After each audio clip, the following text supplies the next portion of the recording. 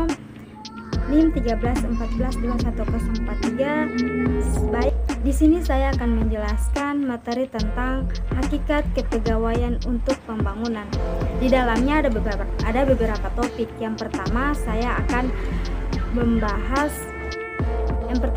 membahas administrasi kepegawaian pembangunan. Yang kedua, proses penerimaan tenaga kerja.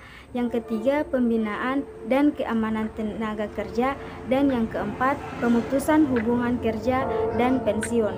Baik, yang pertama saya akan menjelaskan administrasi kepegawaian untuk pembangunan. Adanya kepegawaian untuk pembangunan menurut para ahli bertujuan untuk pembinaan suatu sistem karir kepegawaian yang didasarkan atas prestasi dan kemampuan kerja. Adapun pelaksanaan kepegawaian administrasi pembangunan adalah peranan elit administrasi, antara lain seluruh birokrasi pemerintahan yang melaksanakan kegiatan usaha kepemerintahan, khususnya untuk melaksanakan tugas-tugas kegiatan di bidang ekonomi. Kemudian proses penerimaan tenaga kerja. Proses seleksi karyawan adalah serangkaian langkah yang diadakan oleh perusahaan untuk merekrut kandidat karyawan terbaik. Selain itu, proses seleksi karyawan yang efektif terbukti dapat menghasilkan perekrutan jenis karyawan yang akan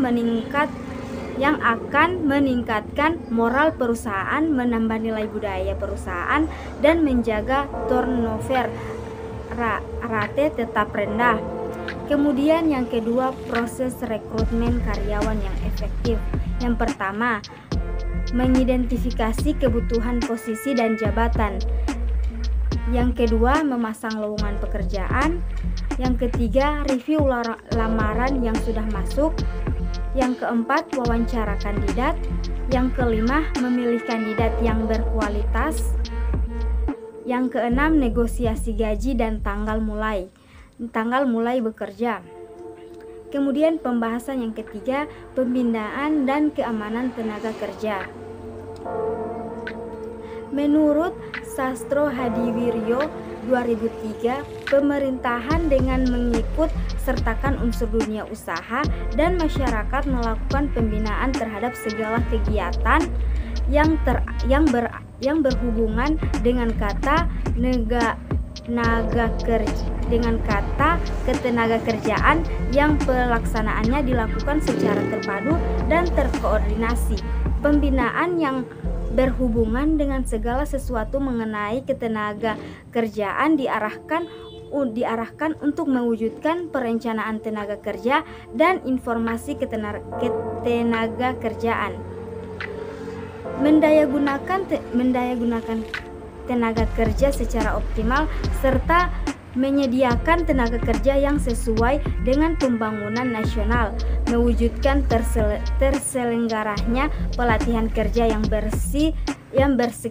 berkesinambungan guna meningkatkan kemampuan, keahlian, dan produktivitas tenaga kerja, menyediakan informasi pasar kerja, pelayanan penempatan tenaga kerja yang sesuai dengan bakat, minat, dan kemampuan tenaga kerja pada pekerjaan yang tepat, menyelenggarakan sertifikasi keterampilan dan keahlian tenaga kerja sesuai dengan standar, mewujudkan tenaga kerja mandiri, menciptakan hubungan yang harmonis dan terpadu antara pelaku proses produksi barang dan jasa dalam mewujudkan hubungan industrial Pancasila, dan mewujudkan kondisi yang harmonis dan dinamis dalam hubungan kerja yang meliputi terjaminnya hak pengusaha dan pekerja, memberi perlindungan kerja yang meliputi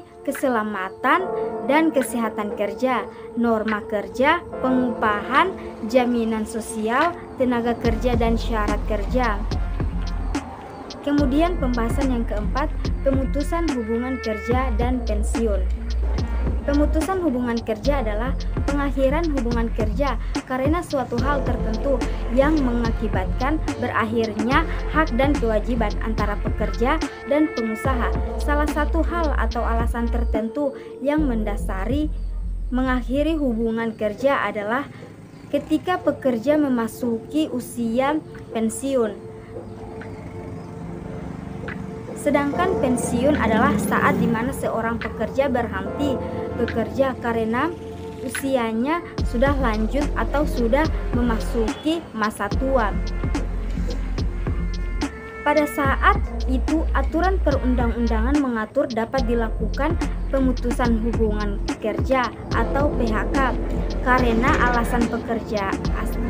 alasan pekerja memasuki usia pensiun. Kemudian ada jenis-jenis pensiun.